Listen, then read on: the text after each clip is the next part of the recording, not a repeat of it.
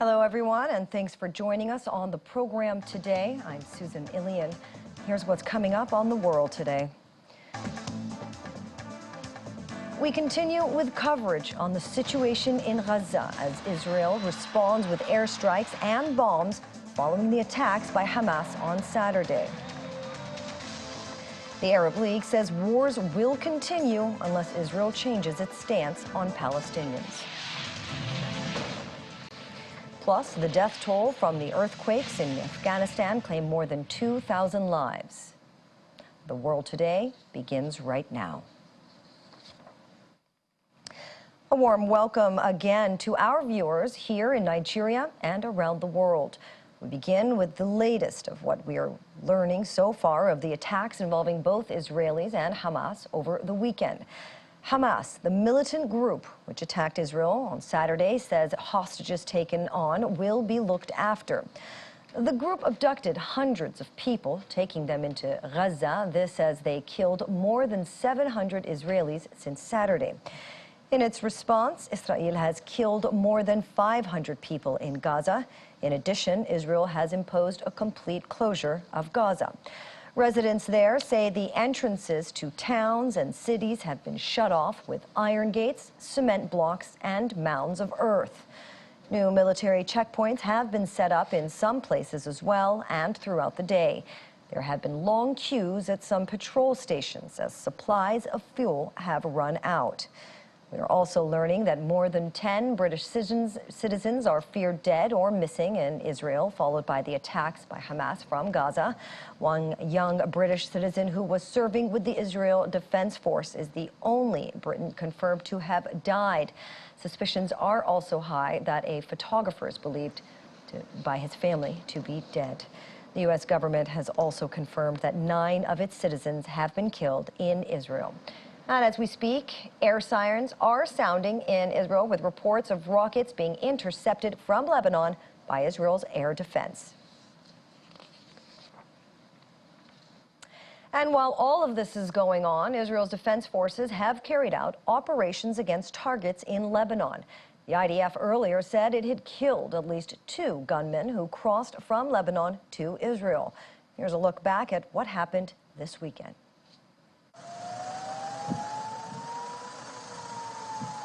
The sound of sirens warning of incoming rocket sounds for several minutes warned Israeli citizens and residents of an imminent attack.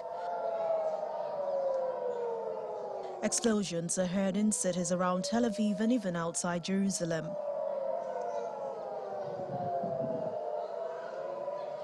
In the town of Rehovot, fires broke out and smoke billowed after incoming rockets from the Gaza Strip hit the city on Saturday morning. As the morning progressed, it was clear the Palestinian Islamist movement Hamas had launched what will become the biggest attack on Israel in years. The militants infiltrated Israel by land, air and sea. Hamas military commander Mohammed Deif announced the start of the operation in a broadcast on Hamas media, calling on Palestinians everywhere to fight.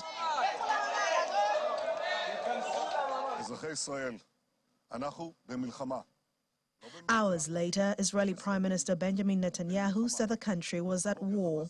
The Israeli military said it had launched airstrikes into Gaza, where witnesses reported heavy explosions. Israeli Defense Minister Yoav Gallant vowed that Israel will win the war. The Israeli military said its forces were operating inside Gaza, but gave no details. The Israeli military said it had launched airstrikes into Gaza, where the roar of rockets launches could be heard. An explosion was seen on camera and smoke billowed across the skyline. The attack came a day after Israel marked the 50th anniversary of the 1973 war that brought the country to the verge of catastrophic defeat in a surprise attack by Syria and Egypt. The death toll began to rise as Hamas militants infiltrated Israeli neighborhoods, entering into homes and shooting residents at point-blank range. In the meantime, Hamas' armed wing distributed videos set to show the attacks.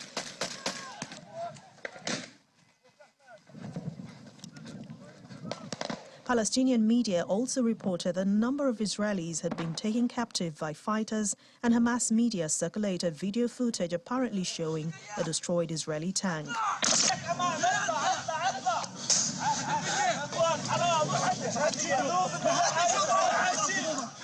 Meanwhile, multiple bodies lay on the streets of the southern Israeli city of Sderot. Vehicles on the streets bore bullet holes, and some were still running after the attack.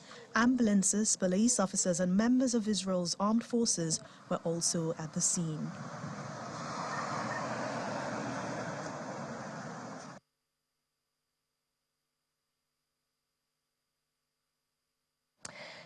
The attacks by Hamas on Saturday came as a surprise to many Israelis. Our foreign affairs correspondent, Amarachi Ubani, spoke to a resident in Tel Aviv about her experience. When it actually started, it was about 6:30 in the morning, and we're outside in Tel Aviv. We just left the club. We heard the sirens because Israel has a security system in place that notifies the residents of when they need to enter a bomb shelter. And what had happened was we heard the sirens, but we're not really sure what was going on. And so we had to go hide in a stairway of a building until someone clarified to us that actually there's rockets. Within moments, there were videos. My dad had sent me links of videos of Hamas terrorists coming into the country on trucks, from the sky, from the sea. And, you know, we just had to do our best to scurry away and find a way back home. Since then, it's been really restless. The entire country has been through so many horrific incidents, attacks left, right, and center. People being holed up in their houses, the terrorists infiltrating people's homes, taking over, shooting men, women, children, taking some hostages, raping them, as you mentioned earlier, literally defiling dead bodies. It's just been a complete nightmare. And, you know, we're all just waiting to see what's going to happen. Everyone has no idea what's coming. And I think that uncertainty is really taking a toll on everyone because, you know, they don't know what they need to do. What we've done is literally stock up on, you know, so many groceries just to make sure that in the case we have to stay in, we have access to food. All right, and now with us, the Palestinian ambassador to Nigeria, His Excellency Abdullah Shawish, joins us now from Abuja. Ambassador Shawish, Your Excellency, thank you so much for joining us on the program today. Let me commence with our first question. How do you interpret the attacks in Israel by Hamas and the reprisals by the Israeli Defense Forces in Gaza this weekend? What's your take on it? Thanks. Thank you so much for having me today with you in this live review. Indeed, before I go to reply to your question, it's a must and I should comment or shed some light on the report that you already on your TV already mentioned.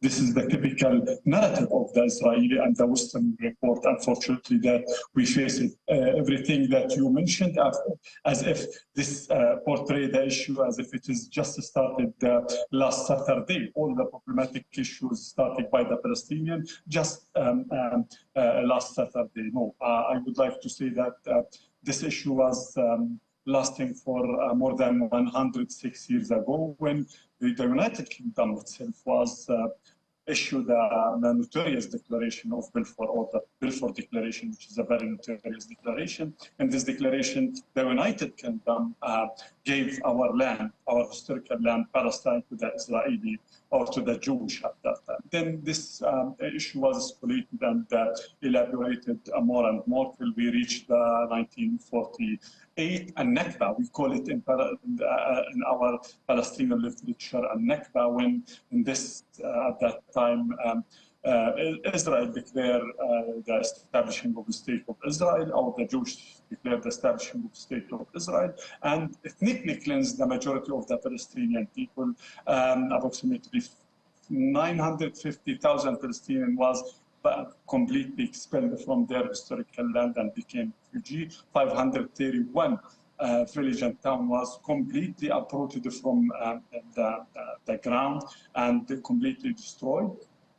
And then after 19 years after the Nakba in 1967, Israel was occupied the remaining part of the Palestinian territory, so that this is the issue where we should start discussing what is happening 2 days ago or 3 days ago. The 2 days or 3 last Saturday is a consequence, is another step of the Israeli escalation, of the Israeli aggression against the Palestinian people. This is how we as a rational people, we should start talking about the root and the cause and the root of the problem. Not to say that just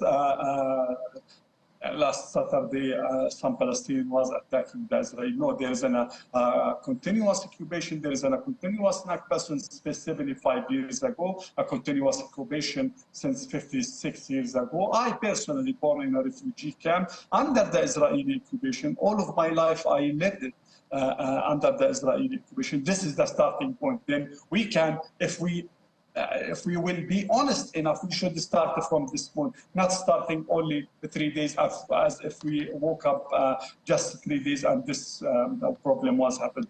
Other issue, why we will not going to start measuring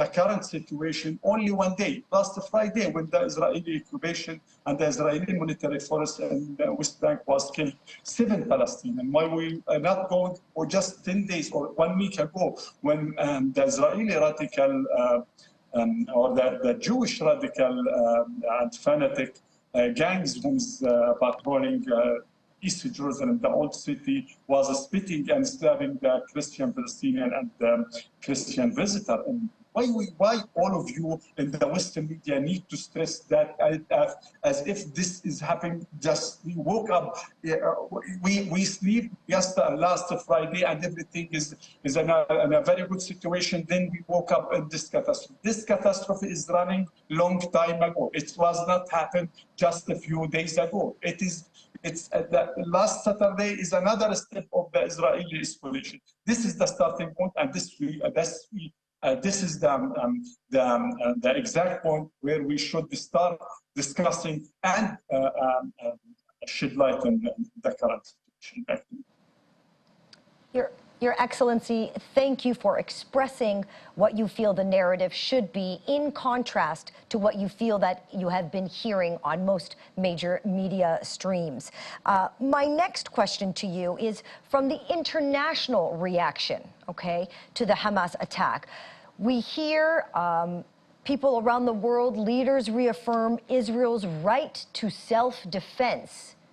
There are also media reports that say Palestinians around the world are praising the attacks and believe it's a revenge for all of Israel's attacks on the Palestinian people in Gaza since the start of this conflict. What do you have to say about that? Particular issue. The first one, it's not Hamas. Again, don't just stress only Hamas and Hamas. This is the Palestinian people is trying to liberate themselves, whether they are Hamas, Jihad Islami, or any fraction. This is the Palestinian people. Don't corner just one fraction of the Palestinian. This is the whole entire Palestinian people in this situation. Second point that I would like to stress on it, again, yes, there is a lot of countries, Western countries in particular, aligned themselves with the Israeli occupation. I did not say with Israel, aligned themselves with the Israeli occupation and saying something we used to hear it all of the time. Israel had the right to defend itself, but they did not complete the issue. And the Palestinians have the full right and the legitimate right to defend it, to defeat, to resist this brutal occupation. This is a very basic human right, to defeat this brutal occupation. This is the second point. The third point that I would like to shed light on it, what about that? This is not only some countries aligning, or many countries, the Western countries in particular, aligning themselves with the Israeli occupation, but still there is many countries, many people, all the freedom fighters, all the freedom letter, all the regular people, reasonable people all around the world is aligning themselves with us as a Palestinian people, not because they are hating Israel or against Israel, because we are on the exact right, in the right side of the history. This is the 3 points that I would like to shed light.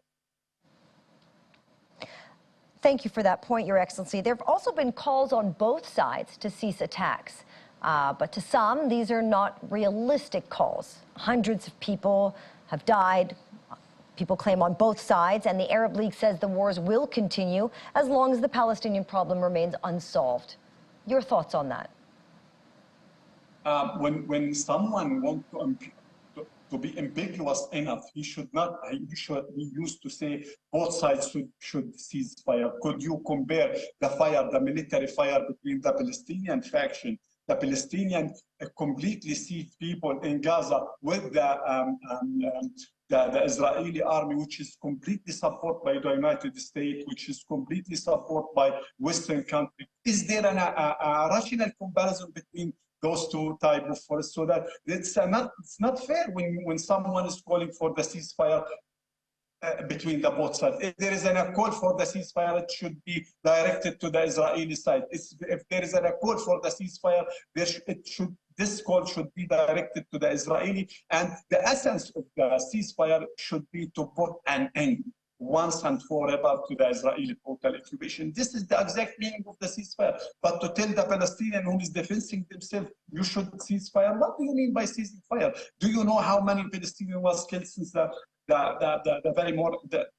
just this exact morning? Do anyone know how many families, complete family was completely, entire families was completely uprooted, was completely ripped from the world, was completely killed? This is the point.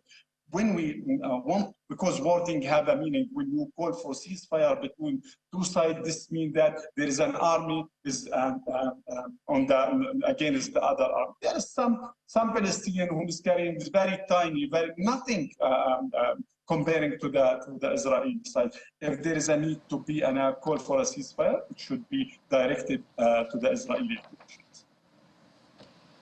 All right. Thank you again, Your Excellency, for speaking with us. We appreciate you very much. Thank you so much for having me. Amarachi also spoke to the Israeli ambassador to Nigeria, Ambassador Michael Freeman, on Israel's position on the attacks, why they are targeted at Gaza, and what they will hope the outcome will be. They all came from Gaza. We know for a fact they all came in from Gaza. That's the only access point. They came in through there. They came in at a number of different points. They came by air and they came by land. They attempted to come by sea as well, but we stopped those terrorist infiltrations.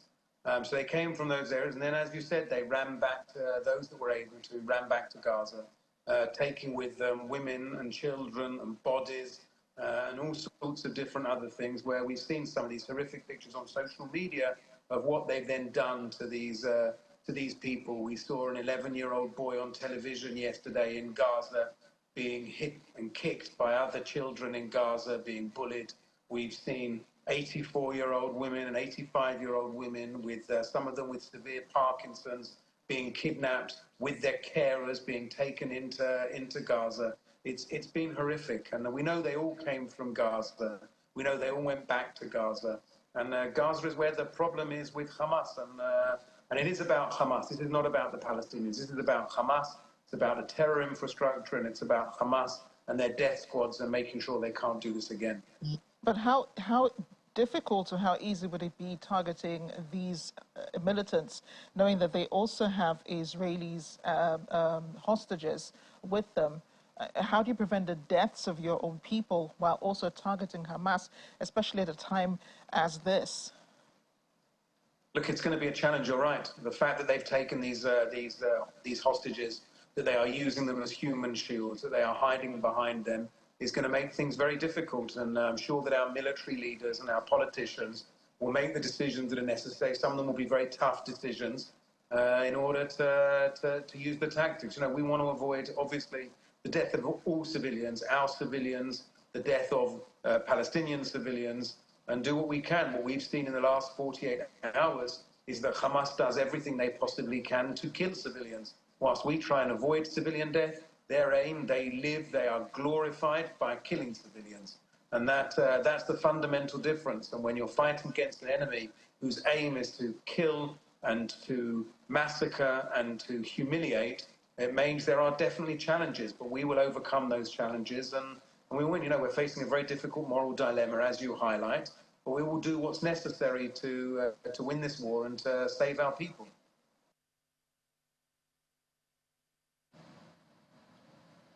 Don't forget, you can watch more of the interviews with Omaka Osakwe and the Israeli ambassador on Diplomatic Channel. It airs tonight at 8:30 p.m. on Sky 5:15 in the UK and on DSTV 420 at 11:30 tonight.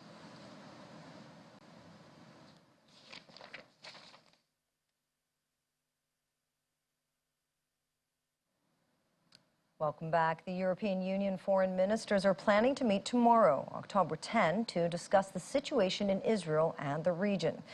According to spokesperson for the European Foreign Policy Chief Josep Borrell, Peter Stano, ministers will be meeting to consider the responses and next steps for the EU, including reviewing aspects of development aid.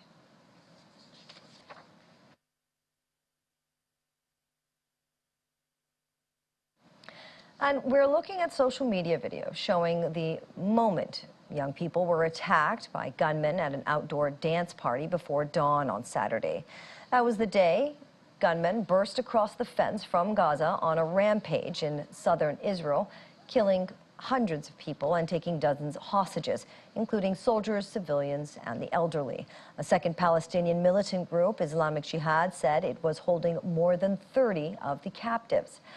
Fighting raged at several locations inside Israel where the fighters were still holed up after killing hundreds of Israelis and seizing dozens of hostages in a raid that shattered Israel's reputation of invincibility. Israel has been responding with its heaviest ever bombardment of the Gaza Strip, killing some 500 people so far, and is contemplating an unprecedented ground assault of the territory it abandoned nearly 2 decades ago.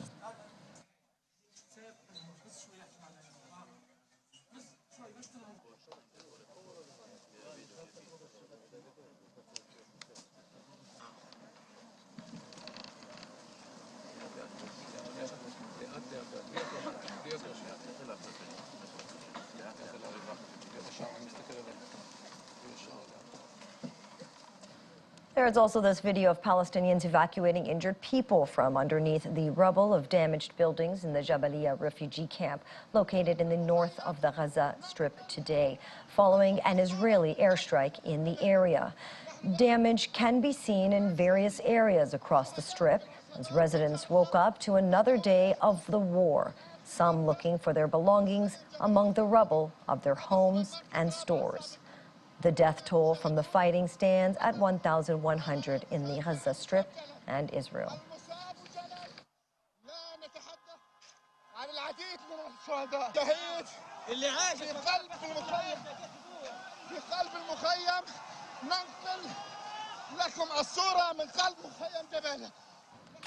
And we continue our coverage of the war going on between Israel and Hamas in the Middle East. Earlier, Israeli Army spokesperson Brigadier General Daniel Hagari said all communities bordering the Strip are under Israeli control, as Israeli troops battling to clear out Hamas gunmen.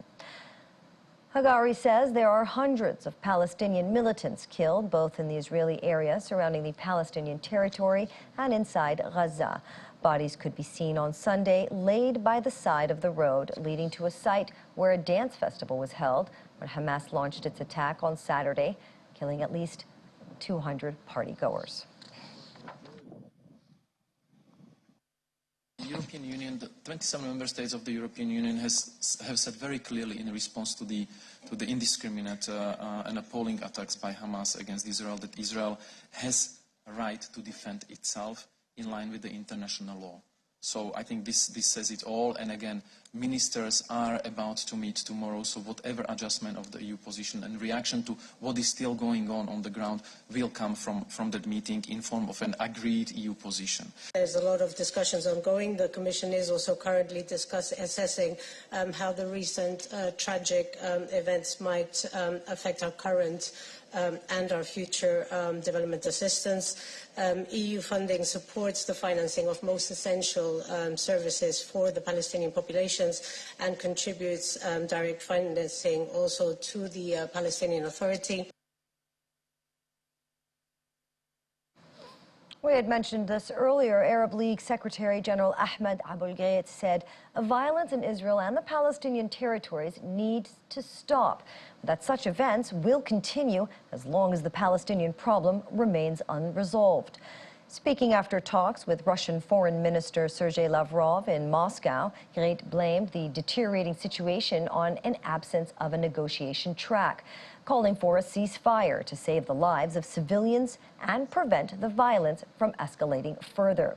Ghait, who served as Egypt's foreign minister during the final 7 years of Hosni Mubarak's rule, he reiterates the need to resume peace talks that can lead to the establishment of two states coexisting in peace, safety, and stability, adding there would be more wars unless Israel changed its stance.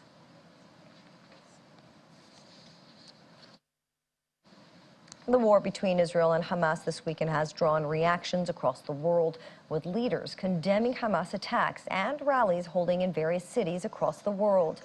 In the Australian city of Sydney, thousands of residents have been marching in solidarity with Palestinians. Protesters marched to the Sydney Opera House and voiced their anger at the situation in Gaza and the Australian government's support of Israel. Flares lit and some thrown at the stairs in front of the Sydney Opera House as the blue and white projection on the sails were delayed by over half an hour.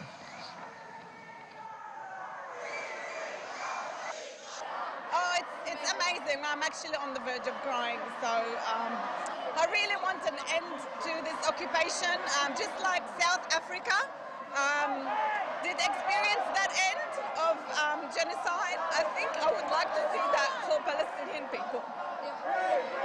We know what side our government is on. And we know that tonight, shamefully, they are going to light up the Opera House with the Israeli flag. It's disgusting. It's disgusting that that's the symbol, the signal that our government wants to send to Israel and to the world. It's a heartbreaking, actually, what's been happening in Gaza today and yesterday and every day and over 75 years. It's a heartbreaking, actually, seeing the Israelis' war over Gaza, killing the children and killing the innocent people while they're sleeping, and there is no such mercy for them. They bombing their buildings over their heads, and there's a lot of people missing under the rebels. So it's a heartbreaking, actually, and there's no justice whatsoever. And in Britain, this kosher restaurant was vandalized today, one of the fallouts of the fighting going on between Israel and Hamas. The video, produced by an eyewitness, showed glass shattered across the floor of the pita restaurant in Golders Green, while the words "Free Palestine" were written across a nearby railway bridge. London's Metropolitan Police says it is increasing patrols across the city in light of the ongoing conflict. There are also a number of separate demonstrations planned today in support of Israel and Gaza in London.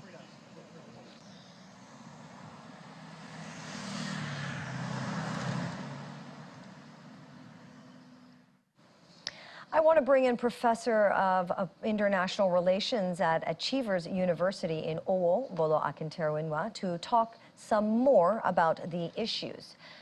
Professor, thank you so much for joining us on the program today.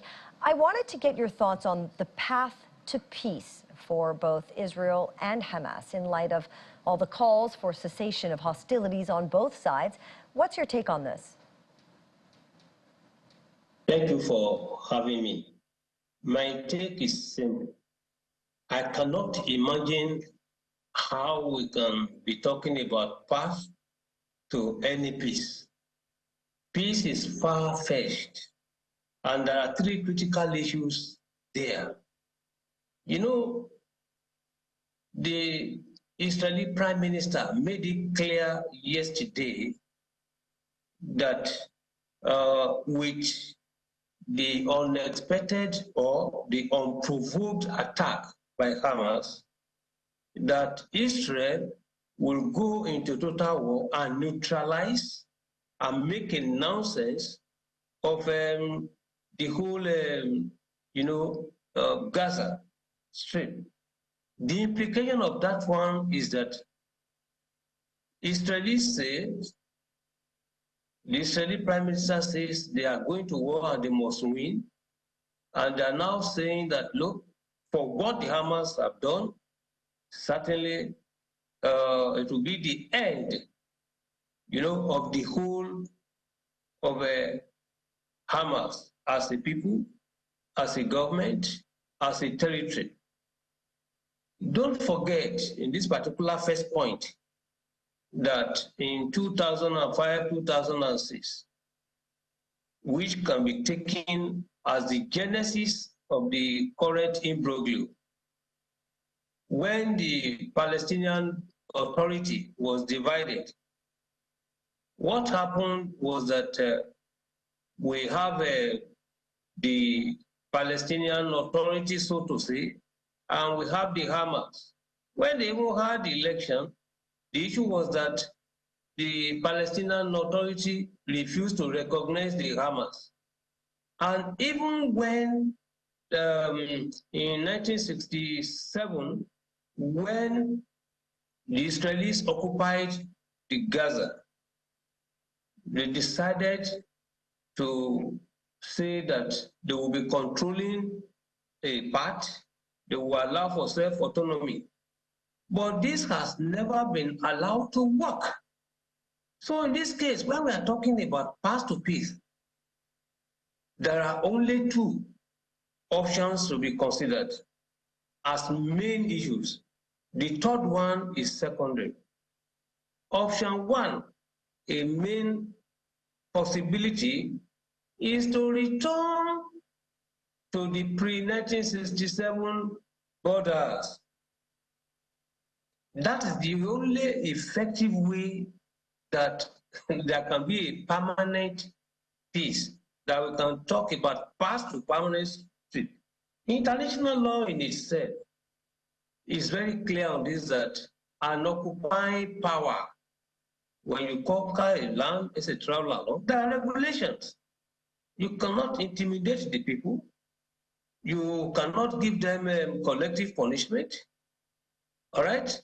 They are entitled to fairness, all those things. But more importantly, no occupying power is allowed to acquire, to attach, to seize the land being occupied. That's the first point. That is the genesis of the misunderstanding. The second point, the solution given by Bill Clinton, given by a US president, the two-state approach. The two-state approach can work, but it has not been allowed to work. And this brings me to the third factor, the secondary issue. The United States has been a major factor in the prolongation, in the complication of the crisis there. The United States is simultaneously a mediator and a partisan broker. The United States actively supports Israel, and at the same time is coming out to mediate. Mediation under international law requires that the disputants accept the mediator as unbiased. Now the Palestinians do not in any way have any trust in the Americans. Now the Americans are preaching the sermon of peace. They are preaching the sermon of ceasefire. What does that mean? At best, meaningless. It doesn't mean anything. And in this case, Gaza, as it is, how will you expect the Palestinians not to find a way for survival? It is the French people that have told the world that order and counter-order will always amount to disorder. So we have an American-sponsored Israel with one order. And now this order has been creating discomfort, many problems for the Palestinians. And the issue now is that in a situation of imbalance of power, in a situation whereby the Americans are supporting the Israelis. Russia, with the statements being made so far, appear to be showing preparedness to give active support to the Palestinians, regardless of what they are now trying to say. People should engage in ceasefire. But we do not know of the position of China. So if you ask me the question, what is the extent to which we can be treading on the path of peace? We are far, very far from peace making.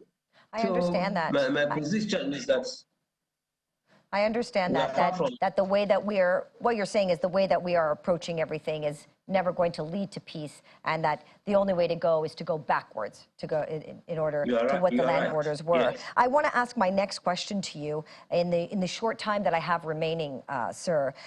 Do you imagine in some conspiracy theory world or grand scheme of things that Israel may have planned the whole thing, that it beat the imagination that IDF were caught off guard? I mean, it's hard to imagine that Israel, with its robust military and army, was able to be caught off guard like this. Do you think that there was some sort of planned efforts to make this happen? I can simply tell you that you cannot be more correct in your imagination. In international relations, international practice, to enable a country to be relevant in any given country of interest, if there is peace there, you create a situation of non-peace. You create problem there in such a way that you will now come and propose mediation, reconciliation, adjudication, all those things there. That's why. In other words, I'm trying to say, yes, what prevents Israel from planning well in advance when Israel knows quite well that it is permanently threatened? It's under permanent threat. Those unprovoked attack by the Hamas, they too have been waiting and waiting and waiting. But there must be a limit to endless waiting. And they decided to attack.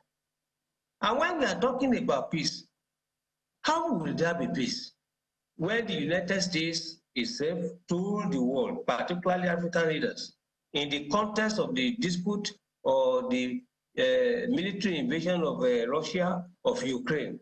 American government, Joe Biden, I saw it live, saying that any country that votes against U.S. interest, against foreign policy of the U.S., that such country will be sanctioned.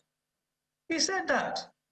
Now Israel is a major foreign policy interest for the United States.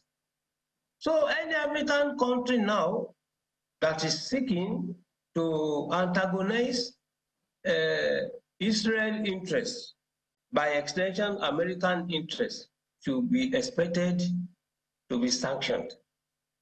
This is the way you should look at it. And Israel has planned this, preparing for war, not just for today, right from 1948. The Israelis have always been prepared for undeclared war. They are ready.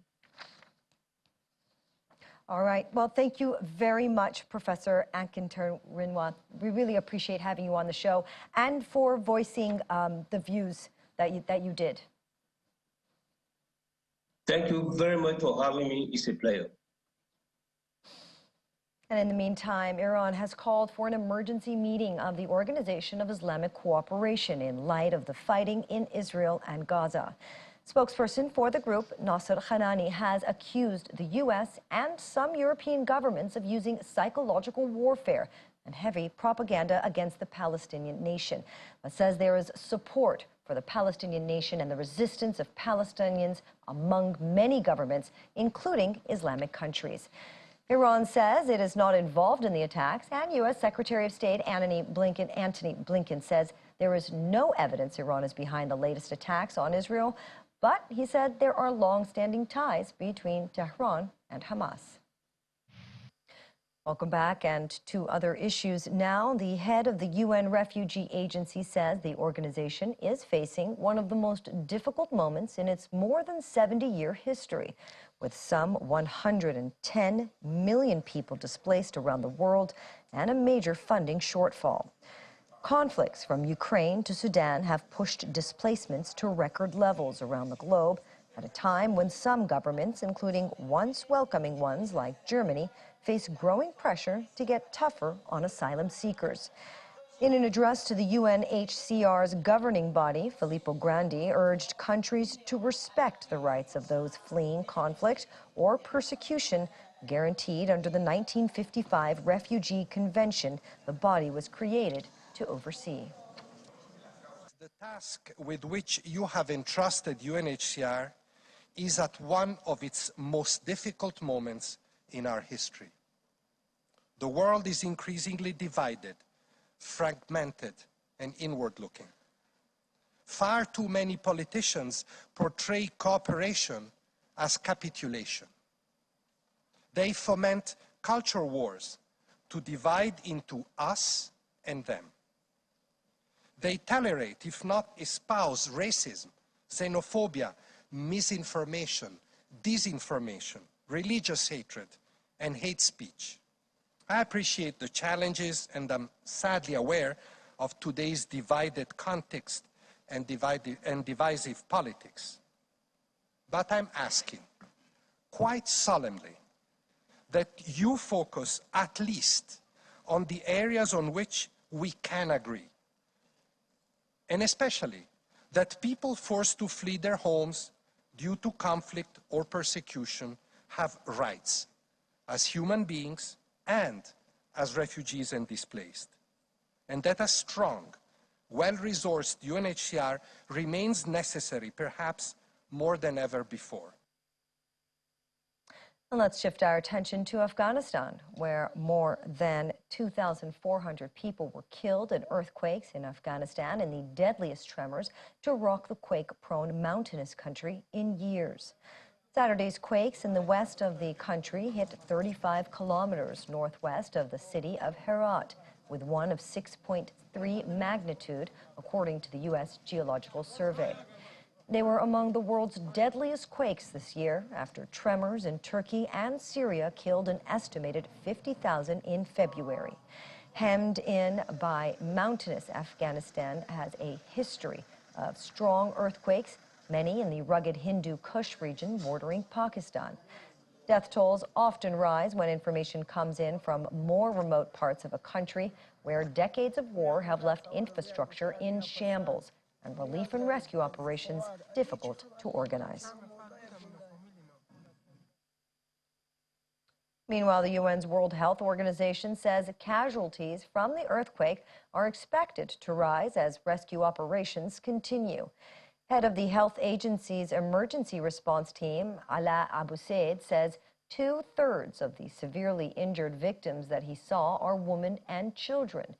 Abu Zaid says that if proper foreign aid is not made available to Afghanistan in the near future, then he expected further deterioration for the humanitarian situation in the country, especially as the global attention shifts away from the country. The Ministry of Health in Afghanistan reported, and still they are counting, more than 2,500 deaths and more of thousands of people injured, different levels of injuries, which make us assume that the numbers are still growing, and we do not have the final figures still now, as the assessments are ongoing, the search and rescue is still ongoing, so we are expecting these figures even to get worse. There are people sitting there without shelter. They are afraid, they are scared. Even if they have partially damaged houses, they are scared to enter these houses. We have mild cases who receive treatment and should go back home, but unfortunately they do not have, as they told me yesterday in my visit to the hospital yesterday, they don't have home to go back to. Ukraine's President Volodymyr Zelensky says now is not the time to withdraw from the international arena and has called for Western unity in the face of global events. He was addressing NATO's Parliamentary Assembly earlier today. This is not the time to withdraw from the international arena into internal disputes. This is not the time to isolate ourselves. This is not the time to remain silent or pretend that terror on one continent does not affect global affairs. Everyone can help prevent the chasm between the world and peace from widening. Europe should be active. The United States should be active. China, India, Arab states should feel how much can collapse if they allow terrorists to achieve their goals. Turkey, Brazil, and all of Latin America, Japan, Australia, Canada, African countries, Central Asian countries, Korea, Pakistan, Indonesia, the Caribbean, the Pacific states, everyone should be active in the defense of life and international law. We must not give terror a single chance. Ukraine is grateful to everyone who has supported us in our defense against terror. And I thank every country, every leader, all the nations that are with us. And making a brief stopover here in Africa tomorrow, October 10, will be a big day for Liberians, as over 2.4 million of them will hit the polls for a presidential election in which 19 candidates hope to unseat incumbent President George Weah after a first term marred by corruption allegations and continued hardship. Former soccer star Weah, who came to power in 2017 on a wave of popular support after 2 unsuccessful attempts, held his final campaign rally into the night on Sunday. He is campaigning on building new roads, a timely subject during elections which come around in the rainy season when much of the country's unpaved routes are cut off from the capital, Monrovia, by bad weather. But some voters say they are disappointed by his failure to improve living standards or tackle corruption and a growing narcotics problem among destitute youths. His main challenger is former Vice President Joseph Boakai, 78, whom he defeated in a runoff in 2017, and who is known as Sleepy Joe for allegedly falling asleep at public events. Boakai's Unity Party held their final campaign rally on Saturday. The pair will face 18 other candidates in Tuesday's election. The winner must secure 50% of the total vote cast, plus at least one more vote in order to avoid a runoff. I think President Weah is the best choice right now, and in terms of what we have seen, and we've been here in the past and we saw other leadership, and what President Weah is doing, I think President Weah is the best candidate right now to continue what he has started. As you know, see a couple of development agendas the president is currently ongoing. Because for the past time, he has been doing some things that what is set us. Whenever a Palestinian Cooperation want to end them, our being here today is because we want for the Jordan to be done peacefully. All we need is peace. Whether Jordan will win, there's not going to win. We need peace. But today our being here we are for George Madam we are.